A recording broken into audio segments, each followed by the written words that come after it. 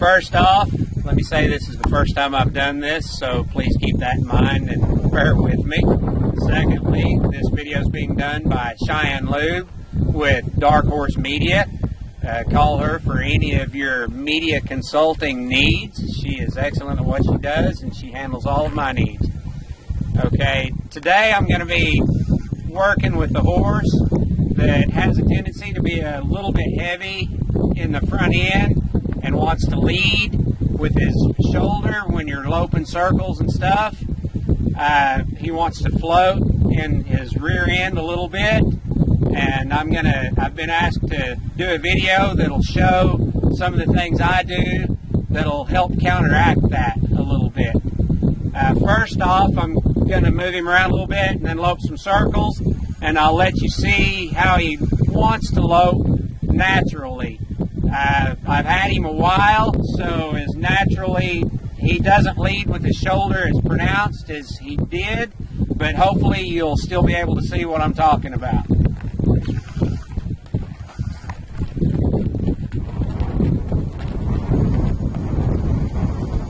See, when he steps into a lope, he'll want to lower that shoulder and lean just a little bit.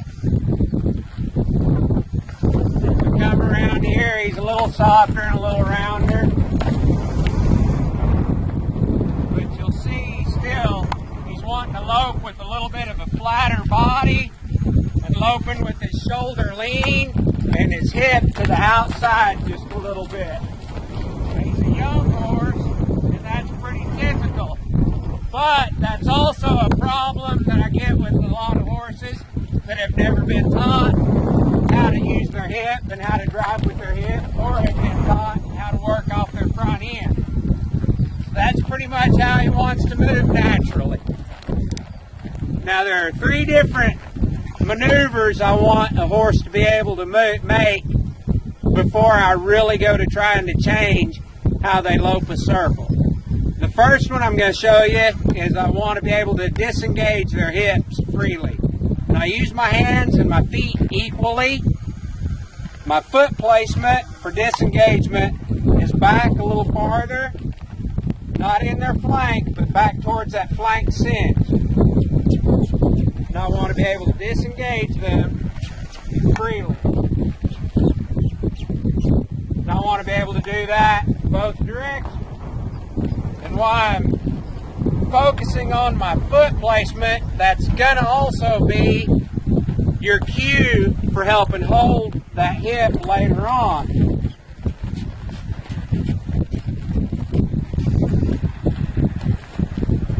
That's the first one. The second one, I want to be able to lead them across in the front end and have their front end free and really moving well and crossing over well.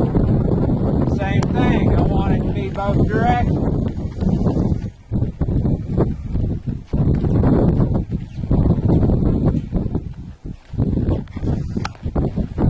Third maneuver, I really want to be able to have them soft in the face and be able to pick up their ribs and their shoulder and move them off that foot.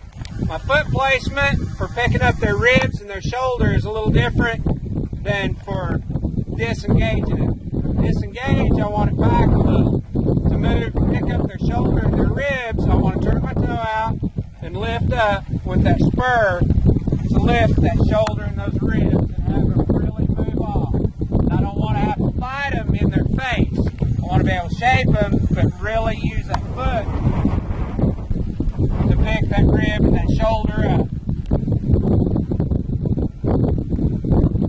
Now this particular maneuver is going to involve all three of those, and where I start out is in a walk. I want to be able to walk one in a circle,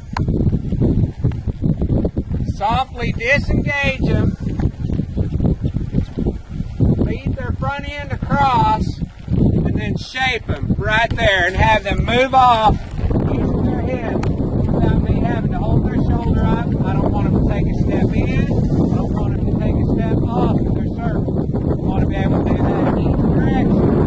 And walk this way. Disengaging. Move the front end across. Shaping.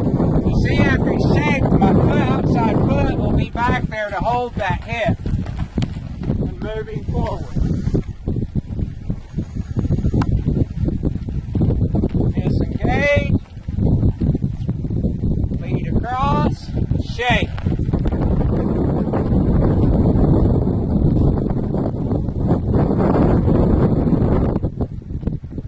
If you'll see, he's a lot softer in the face. I'm not having to fight him to hold that shoulder up. He's not leaning, he's not laying.